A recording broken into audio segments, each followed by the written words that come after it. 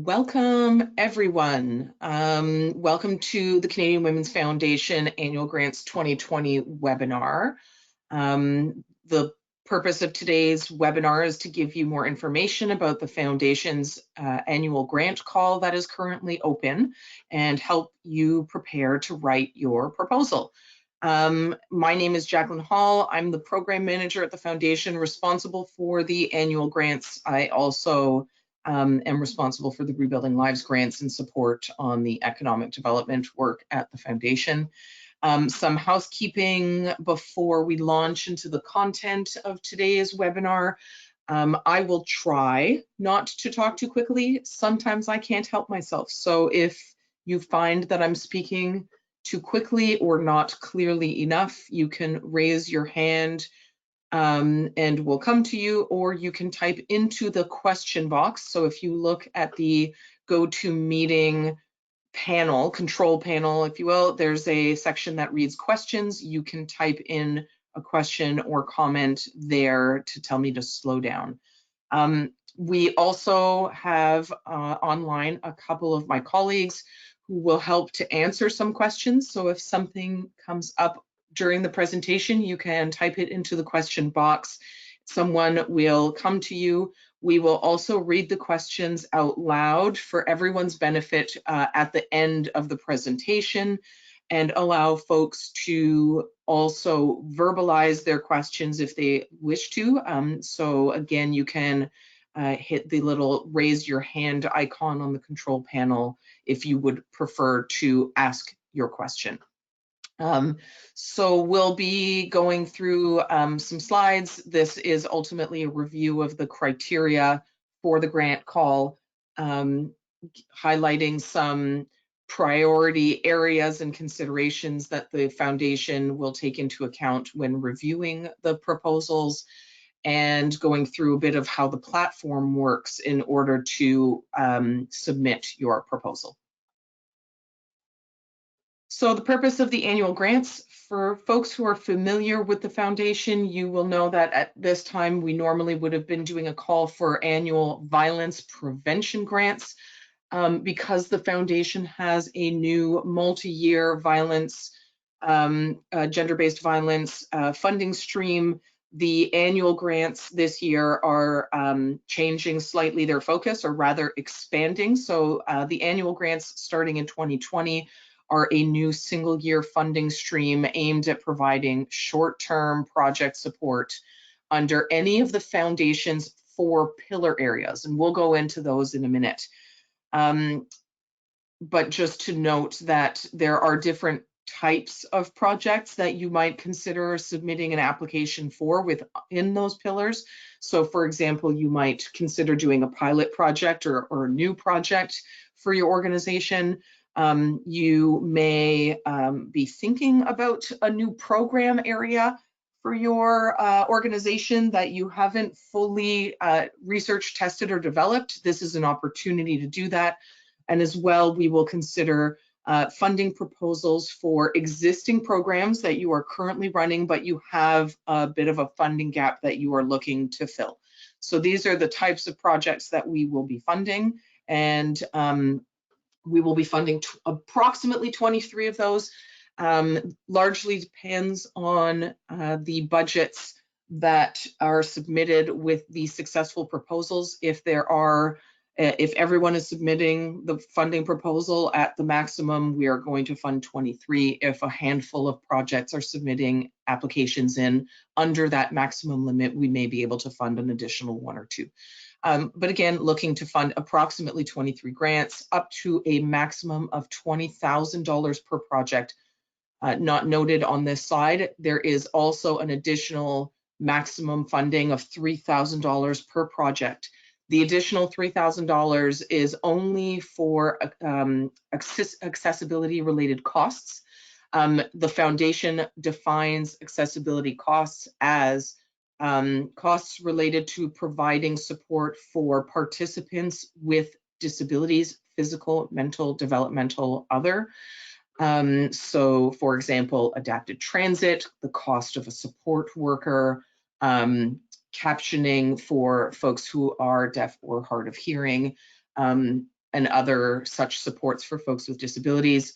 Also, you can apply for funding to support travel in remote areas. So if you are in a rural community or a remote community and participants are coming from neighboring towns where public transit does not exist, you can apply for additional funding to support the use of cars, taxis, or some other kind of service to get participants to your program, or for your program workers to get to remote communities to provide the service. And lastly, the other accessibility cost eligible for the additional funding relates to translation and interpretation.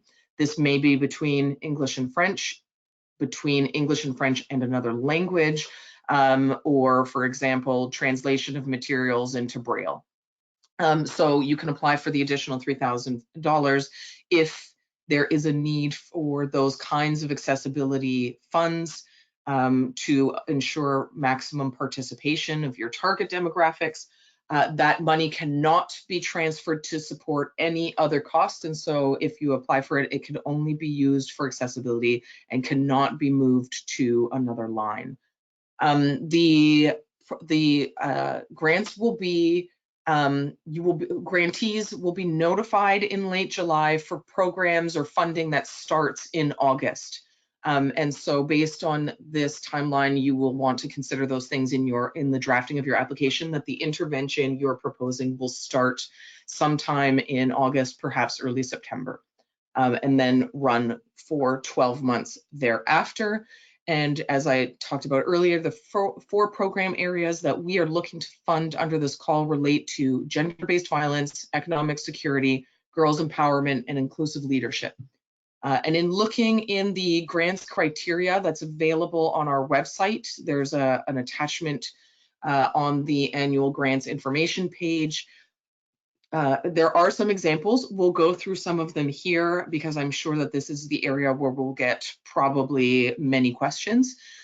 So the types of projects you might consider applying for, this is not exhaustive, but you might consider applying for under the gender-based violence stream, relate to projects that support survivors of violence and or their children. And so, for example, housing or counseling services, legal supports for survivors who are going through the family court system, and other programs that help women, two-spirit, trans, and non-binary folks rebuild their lives after having experienced violence. Also under the gender-based violence category, you can apply for preventative programs or projects. And so programs that aim to address violence before it happens, so sort of educational or confidence building and consent education, for example, with teens. Yeah, that would probably be about it. But yes, so preventative or educational components for addressing violence before it happens. Providing supports to survivors of sexual violence, and this can be both in one's personal life, if you will, or sexual violence happening in the workplace or on campus. Also, capacity building efforts for the sector. So if you are, for example, a regional, provincial, or national organization that has members, you might want to do capacity building with your membership to be better equipped to support survivors of violence. This is the opportunity to test that out or deliver such an initiative. Also, a different program area here is economic security. For the foundation, we are really talking about projects that aim to do skills building or mentorship for women, trans, two-spirit, and non-binary folks who are either or underemployed, living on low income, to help improve employability or economic possibilities. So some examples are training, accelerator programs, mentorship programs aimed at helping women get into self-employment or trades and technology job readiness. For example, among others, again, if you look at the online criteria, you will see some other examples. Girls empowerment is a bit unique in that it is the one stream that is age specific. Programs must be for girls between the ages of 9 and 13 or a segment within there. This is not for teens. This is for younger girls and tweens.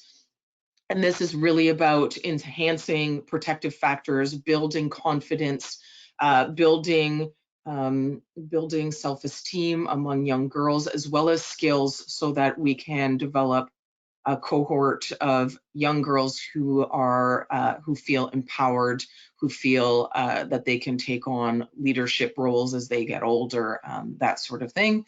And last but not least, the fourth program area that can be considered for funding under this call is the inclusive leadership.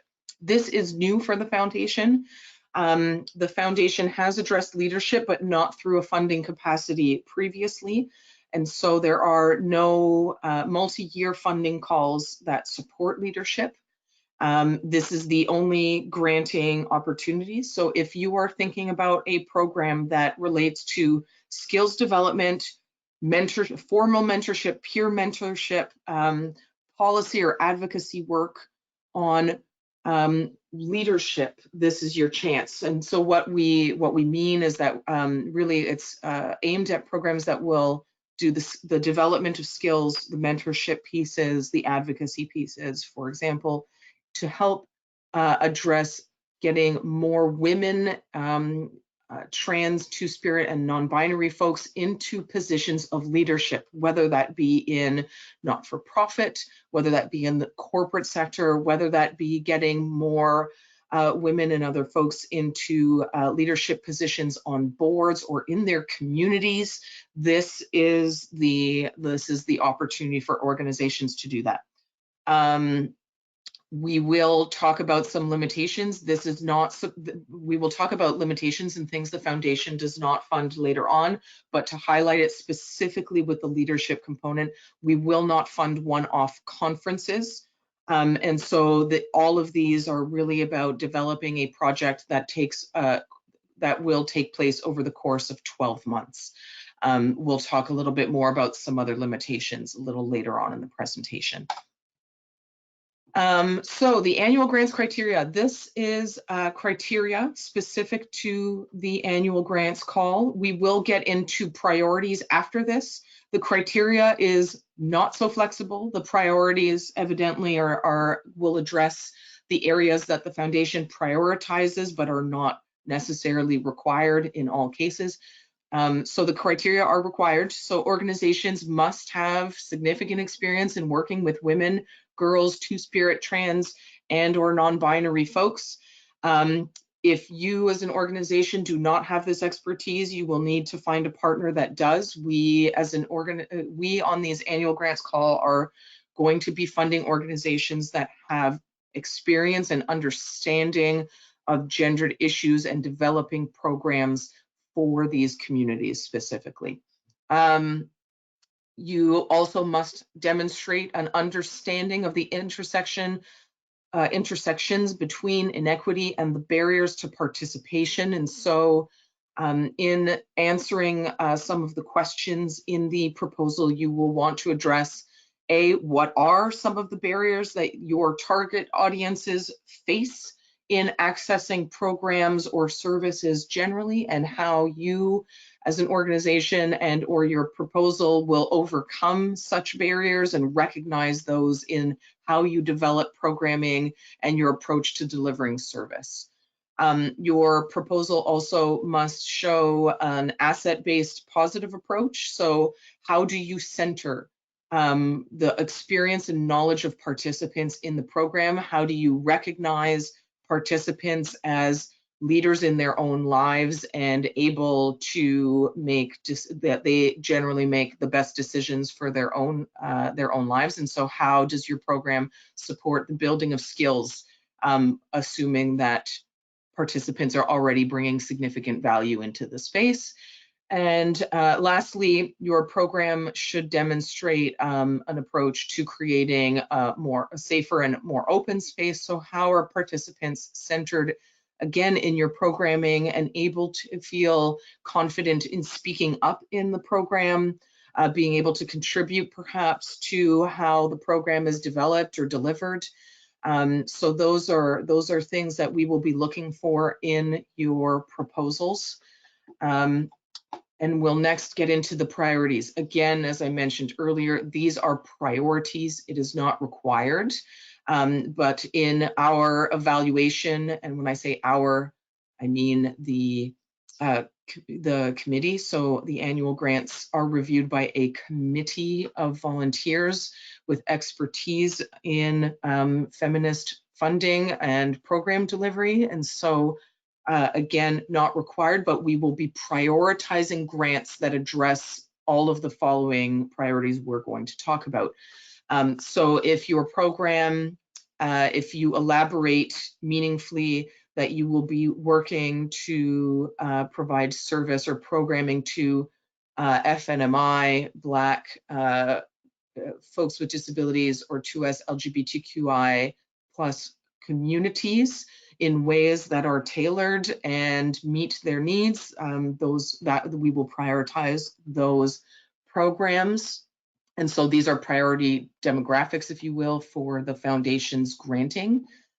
Continued, we also will prioritize programs that are serving participants who face multiple barriers and are generally underserved in your community.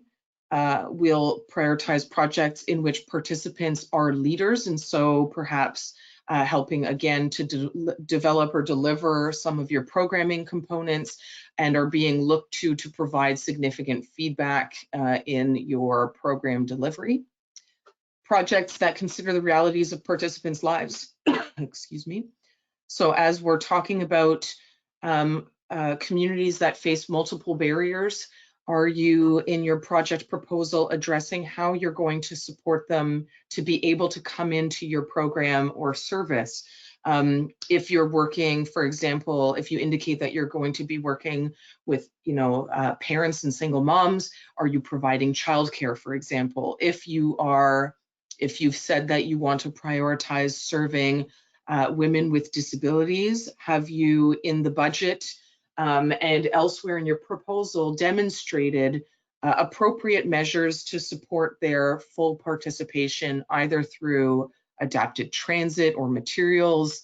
Perhaps your services are being delivered in spaces where communities are already at in order to ensure the best access possible for the targeted communities.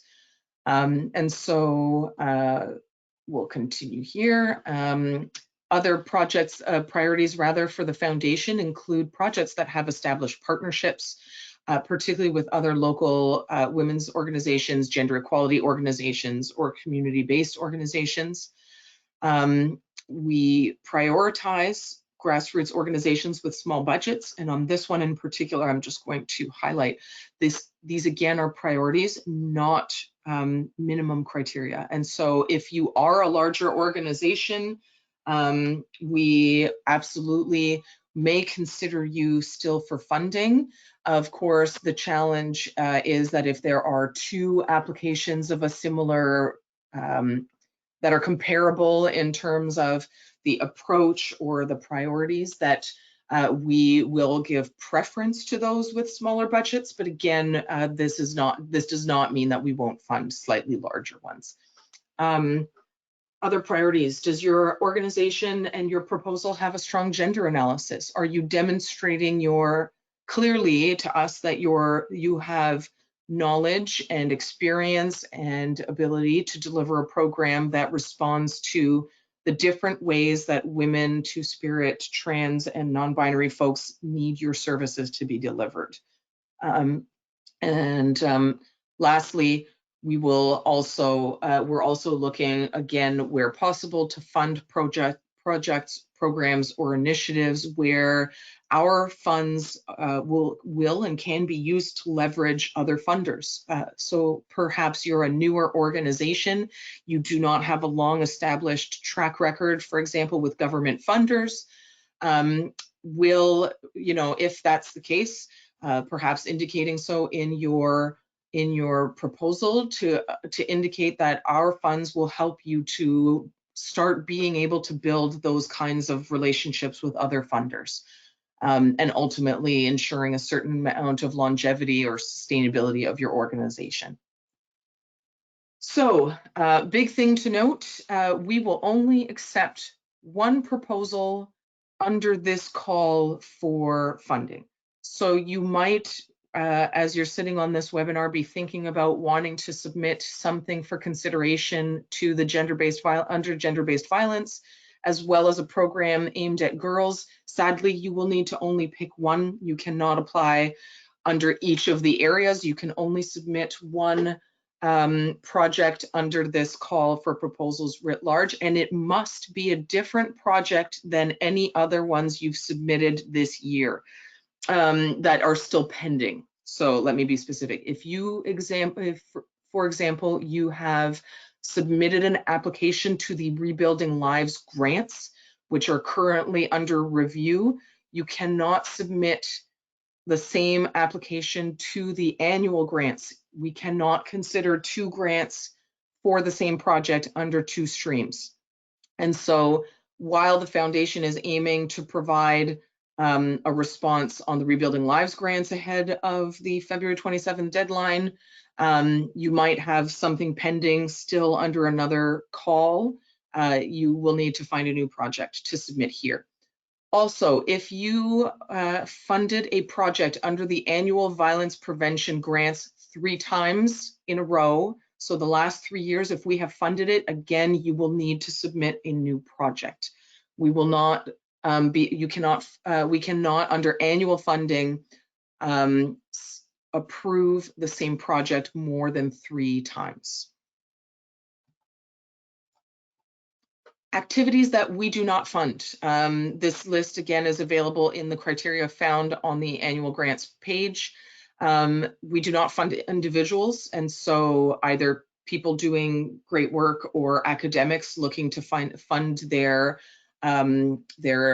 master's or PhD research.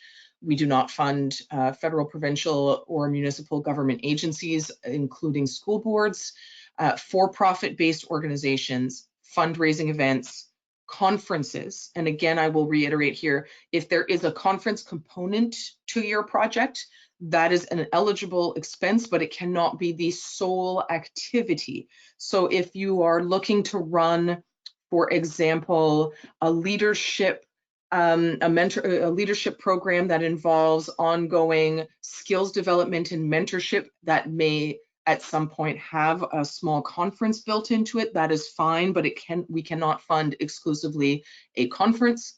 We do not fund projects that take place outside of Canada, nor any activities that take place outside of Canada. Projects that are not focused on women, girls, Two-Spirit, trans, and non-binary folks, also not eligible, so we do not fund projects for men. The only exception to this line is the preventative violence prevention programs with teens that can be delivered to all genders. It is the only exception.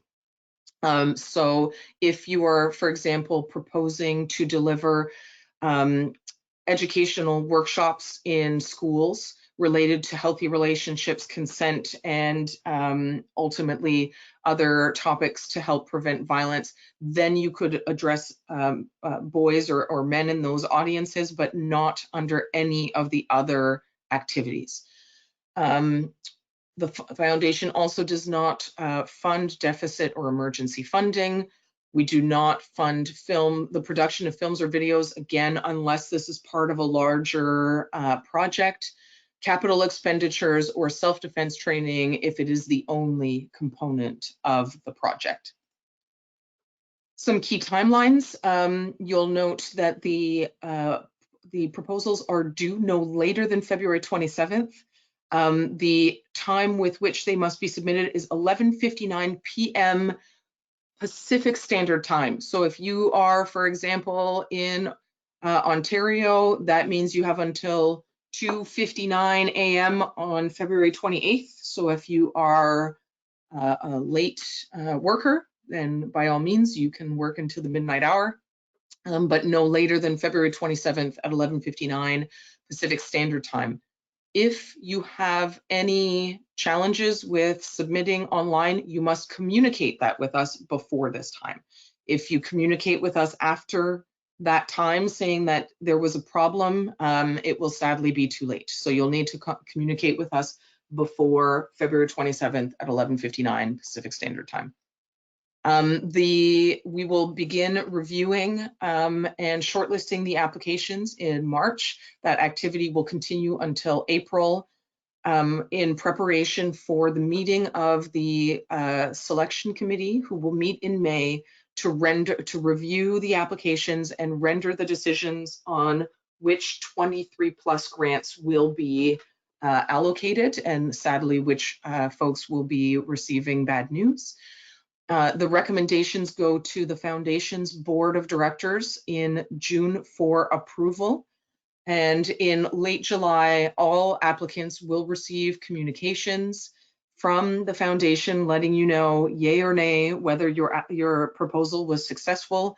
And no later than August 31st, you will receive, for those who are successful, they will receive the paperwork related to getting their grant off the ground.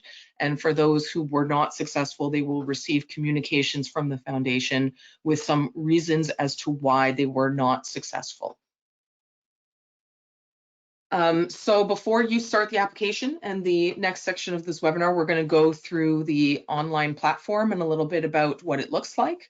But before you get there, we are going to recommend that you read the documents found on the website linked on your screen. So we've prepared 3 separate documents. They're all available as PDF attachments. One is the grant guidelines, and so it outlines all of the types of the 4 program areas, our criteria, the granting priorities, and some examples of the types of projects you might consider submitting for consideration.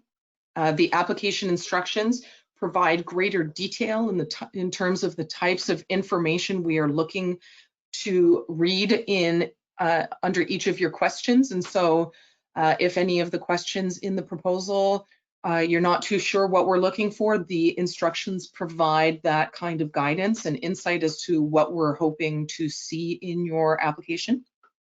And lastly, the frequently asked questions. Evidently at the Foundation, there are certain questions that we see over and over again, and when that happens, we populate them in here. So you might check into the FAQ prior to reaching out if you have a question. Someone may have already asked it and it may be answered here. All right, so you're ready to write and you want to get started. So on the Canadian Women's Foundation webpage, under the annual grants section of the webpage, there is a link to register, and it will take you to a page that looks like this. So you'll click the register button on the main page of the main annual grants page. Once you have signed in, you'll receive an automatic email confirming, and you will be able to sign in with that email and password to continue at any later point. You can return to here. So for example, you've registered, you start and you need to walk away and come back. You can return to your application by clicking on the My Account link, again on the annual grants page, at a later date using the same login credentials to start or to continue working on your application. Jackie, sorry, I just want to quickly interrupt here. Sorry. Just so everyone knows, in case you are a returning applicant, so you've used this platform before, the registration link, the register link, is to register for this application. So it's not to register for the online portal, it's to register for this application. So that is absolutely your first step, whether you're a returning applicant or you're a new applicant. I just wanted to clarify that. Thank you. Thanks, Rivka. Okay, so you've registered for this specific call, as Rivka's indicated, the annual grants link, or rather you're starting to, this is the process. So you've inserted your email, you've selected a password, it will take you here. So from the registration page, you'll be prompted to complete the eligibility form. The big thing to highlight here is all answers must be yes. So there are 3 questions, or well, there are 4 in total, but 3 to which you must answer yes. So are you registered charity or a otherwise qualified donee? That definition exists again in all of our documentation, including the FAQ. Is your project focused solely on women, two-spirit, trans, and non-binary folks, i.e. no men? And is your project taking place in Canada? You must answer yes to all of these questions in order to be deemed eligible for Canadian Women's Foundation funding. If by accident you click no to any of these, you'll have to start over as if you are re-registering. So you'll have to go back to the registration link and start over. But it is possible. So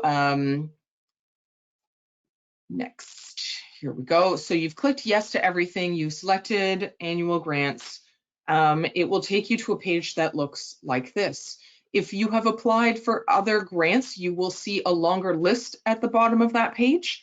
But in order to go in or return at any time to the annual grants application, you are looking for 2020 annual grants application. You will see the list of your other grants below it. To highlight, there are a couple of buttons here that are perhaps useful for you in as you work on this proposal. Perhaps you're working in a type of team environment, and so you can transfer the application to a new owner. You can add viewers to the application. For example, if you created 2 applications, you can delete one. And the last button to the right of that little circled area is to email a copy. So you can email a copy to yourself. You can email a copy to one of your colleagues. You can email a copy to one of your partners. When you want to, this is what the top of the page will look like where you are working on your proposal. Each of the tabs at the top will have questions that populate below it. We're really going to just, for the purpose of this webinar, go through the tabs and some of those links that are encircled at the top of the page. So once you've opened your application, you'll note a few tabs. You can click on any tab if you'd like to jump to the part of the proposal you want to continue working on. So the first 2 tabs include questions primarily related to your organization, so contact information, annual operating budget, your website, mandate, mission, etc. The 3rd and 4th tabs, so those middle 2, include questions related to the proposed project. So the questions that are really the meat or the bulk of your application. The 5th tab, which reads supporting documents, is exactly that. This is where you are going to upload all of your supporting documents. It is also where you will find the template for the budget. There is a budget Excel spreadsheet model that is already provided. You can download it there, complete it, and re-upload it under that same tab. This is also where you will upload the supporting documents such as letters from your partners, your audited financial statements, and so forth. Lastly, the final tab is Review My Application. This is where you will ultimately review any, the portal will highlight areas that you may have left incomplete, and we'll show you that in a second, but it's ultimately where you review before you press the submit button.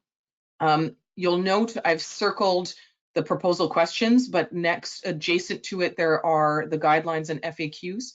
These are the same documents that are available on our website, but perhaps in your, while you're drafting something, you want to refer back to them. You don't need to open the website. You can click on any one of these links straight through the portal, and it will take you to the available supporting documentation. So you have written your proposal, you've uploaded all of your supporting documents. As mentioned, you're at the last step of reviewing your application. In my case, I have filled out 0 things, and so you'll see that I have a lot of error messages in terms of required fields. If you are, so when you get to this page, if you have left any of the required fields empty or incomplete, it will tell you here before you press the submit button at the bottom of the page. So you will have to fix these before you can submit. All right, so it is the time for giving you some tips of things to do in terms of writing a good grant and things to stay away from. So standing out in a good way. We have spent, we meaning the foundations team has spent some significant time drafting guidelines, instructions, and the frequently asked questions. We suggest that you review them before you start. Most questions can probably be answered in any one of these documents. You'll want to, of course, be sure to answer the questions clearly, submit again a complete proposal that flows well, is organized, demonstrates that you've done the required research on the identifying the need and the approach, and be sure to give yourself some time to pull it together. This call for proposals now is 2.5 weeks away, but it has been open for some time, and so we hope that you've already started to think about what it is that you want to put in for and how to advance a proposal that is persuasive. Also standing out in a good way. Know your audience. So while you may have been funded or otherwise be known to the foundation, don't assume that we know your work.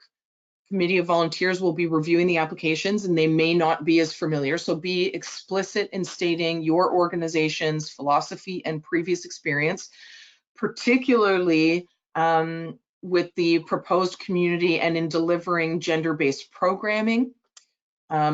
You want to highlight also your ability to carry out the work and attract other funds if required. If the foundation, for example, is only funding a portion of the costs. And beyond your experience with this type of intervention or community, also address the ability to provide either internally or through confirmed referrals, a wide range of supports and services that ensure that participants are able to fully access and complete your program. So have you considered childcare, transportation, counseling, advocacy, or other measures that help folks come into your program and stay in your program? Standing out in a good way, needs.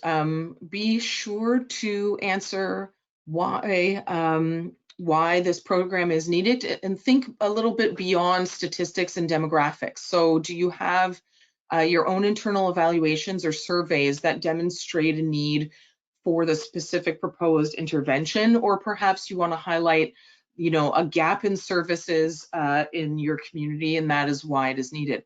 How is your project going to meet these needs? So identify clear competencies and skills that will be developed and offer opportunities for participants to practice. And demonstrate your passion and enthusiasm. If you are excited about your project and you know, can demonstrate that this is needed and an effective way of addressing that need, then we will also be passionate in reading your application. So, you know, highlight perhaps also ongoing effects and impact that will go on beyond the immediate funding.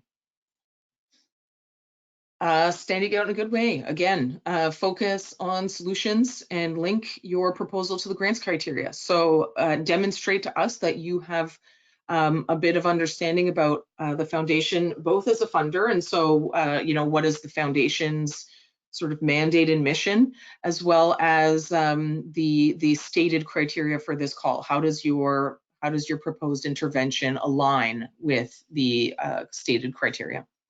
Partnerships with organizations that have prior experience with programs that of the type that you are proposing is also important. What is, you know, having partners that help fill perhaps the gap in experience that you have, or that bring a different lens that you need for this project.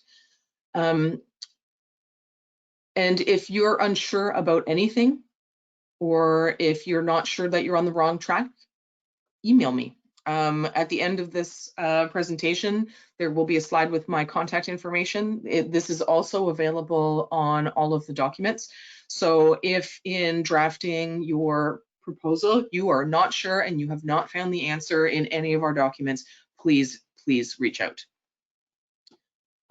Things to avoid, and sadly a mistake that we sadly see a bit too often, is proposals that do not fit into the mandate of the foundation or call for proposals. So if you feel like you're reaching and you're not sure, you can again reach out and we can discuss, but it might be that your proposal is not quite the right fit. So you might want to ask yourself honestly if your proposal aligns with either the mandate or mission of the foundation or with this grant call specifically. Avoid sending along a recycled proposal that has not been updated. We understand, of course, that you are often pitching the same project or initiative to multiple funders in order to make it work. And in many cases, to save time, copying and pasting relevant answers in order to save time. And that makes sense, but just be sure to update the answers.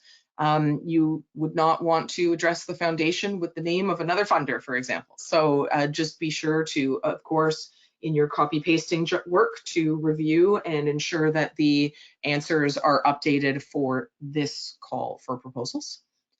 Incomplete applications will not be accepted, and so you must complete the application, but also exceeding the length. You'll note in the instructions as well as on the online portal that there are word limits assigned to all of the questions. If you exceed them, so for example, if you are working on your proposal in a Word document, please use the word count function. If you just copy from the Word document into the portal answer, but it is too long, it will cut off the end of your answer and we will not be able to read it. And therefore the answer will seem perhaps incomplete. So avoid going over the word limits. Our portal will cut it off.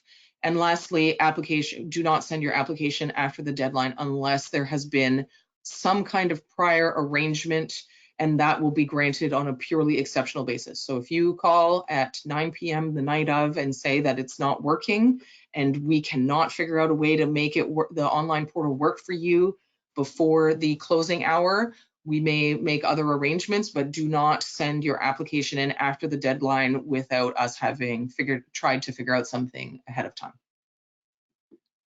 And so we are now at the end of the webinar. We, of course, want to acknowledge that as a public foundation, we fundraise from corporate partners and individual donors from across the country in order to make these grants possible, and want to recognize their contribution to funding all of your awesome projects that are going to come. And last, if you want to reach out for questions, here is who you can reach. So you can reach me, Jacqueline Hall, at the email or one of the phone numbers available on the screen, particularly questions related to your project. Does it fit? One of the questions you're not sure about, any of those kinds of questions should come to me. You'll also note Rivka's email and phone number below. Rivka is our administrator and is able to support if you are having technical difficulties. So you can't log into the portal or you need to reset a password and you don't know how to do that. Those kinds of technical things can go to Rivka.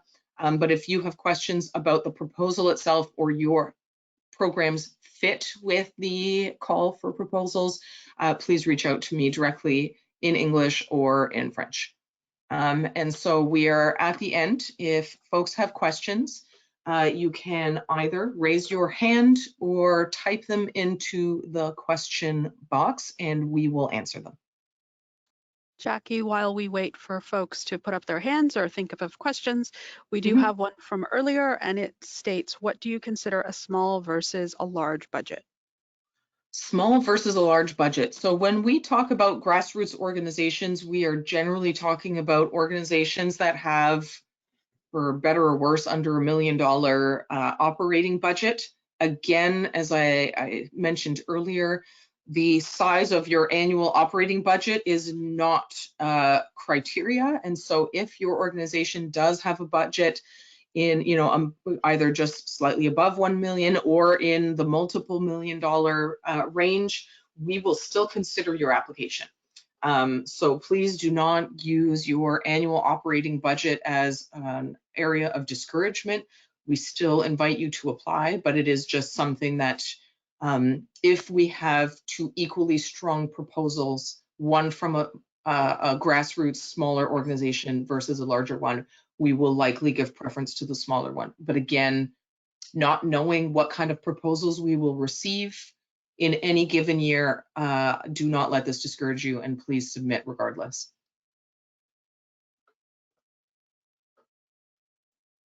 I don't have anything else under the questions tab. Great, and do we have any hands? I haven't seen any. Oh, I see one. Oh, one from Ashley. Ashley, did you want to just ask your question? Yeah, can you hear me all right? Yes. We do. Great. So we're with, I'm the executive director of a women's center in BC, and we've just launched our new strategic plan. And in that is a commitment to building our inclusion policy to be more inclusive of gender diverse individuals, and specifically ensuring our programs are safe and accessible for two-spirit, trans, and non-binary folk. Part of that work obviously is going to take some time, and I'm wondering whether this application, whether I could apply for building that inclusion policy and plan and the engagement around it.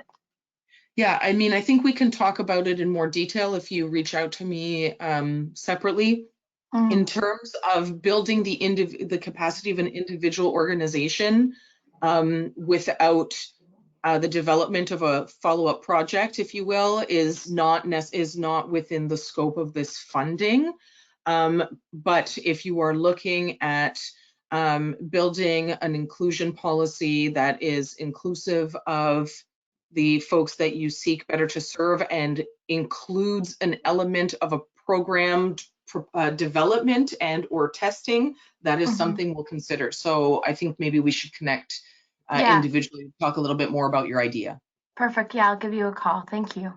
Great, thank you. Other questions or hands? Yeah. Hi, Jackie. We have a question from Christy. We also offer programs for men aside from the program that we are applying for. Would that exclude us? No. If you as an organization provide, for example, you are a settlement organization or a community center that is open to any and all within your community, that is fine. But in terms of that's great that you're doing that work. But we will only fund a project or elements that serve women, trans, two-spirit, and non-binary folks. So absolutely, if your organization has other programs that serve men, that does not disqualify you unless you are talking about including them in the initiative. And then Jackie, we have a question from Michelle, and it says nonprofit rural area, barriers to service and no existing local services, want to conduct research on needs and actual services in area. Sorry, can you repeat that? Yeah. It was not a Yeah. So it basically, Michelle is wondering if that would fall within the grant, and our preference is to put out a RFP to a local woman, and so they want to concentrate on nonprofit, rural area, barriers to service, and no existing local services, want to conduct research on needs, actual services in area. Okay, again, I'm going to suggest perhaps an individual follow-up so that I can get a little more information. But in terms of doing research, again, that does not tie into building out something thereafter, is not within the scope of this call for funding. So to simply do, for example, an environmental scan of what exists in your rural area is not what we're funding. However, if you're looking to tie it into, you know, if it's a two-pronged approach where you're first identifying the needs in order to build out a new project, then absolutely we can talk about in more detail to best formulate your proposal. Hi, Jackie. Just sorry to interrupt. I just wanted to let the attendees know that everybody is muted. If you do have a question that you want to ask, if you could just raise your hand and we will unmute you so you can ask your question directly to Jackie. Thank you. Jackie, there's a note here that says my mic isn't working, but I will be in contact on behalf of an MMIWG commemoration project. Just wanted to give you a heads up to watch for an Great. email, and this is from Mandy. Okay, thank you.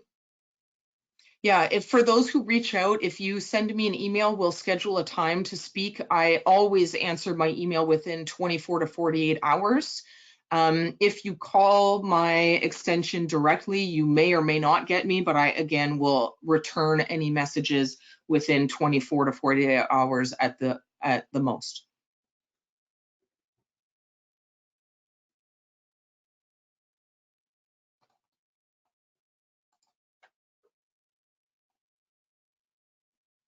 All right, any last questions or hands raised? Got nothing in questions, Jackie, and it doesn't look like there's any more hands raised. Okay, so I'm gonna give people all of 20 seconds to either put their hand up or ask their question. While folks do that, I'm just going to preempt. Thank you all for joining us. Thank you to my colleagues for sitting on the line and supporting in order to answer the questions and manage the tech of this webinar. If folks want to discuss their proposals individually, you can reach me, Jacqueline Hall, at my email or phone number anytime between now and the closing date of February 27th. So thank you, everyone. Have a great day. Hope to see your applications come in as many as possible. Thank you.